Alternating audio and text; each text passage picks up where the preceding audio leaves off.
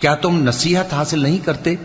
وہی آسمان سے زمین تک کے ہر کام کا انتظام کرتا ہے، پھر ہر کام ایک روز جس کی مقدار تمہارے شمار کے مطابق 1000 برس ہوگی اس کی طرف رجوع کرے گا۔ اسی شان کا ہے وہ خالق جو پوشیدہ اور ظاہر کا جاننے والا ہے، غالب ہے، بڑا مہربان ہے۔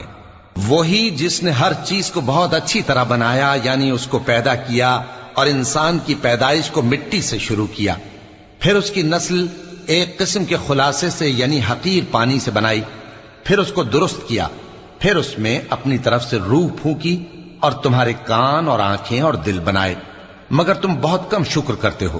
اور کہنے لگے کہ جب ہم زمین میں ملیا میٹ ہو جائیں گے تو کیا اثر نو پیدا ہوں گے؟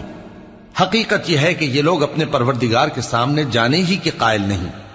کہہ دو کہ موت کا فرشتہ جو تم پر مقرر کیا گیا ہے تمہارے روح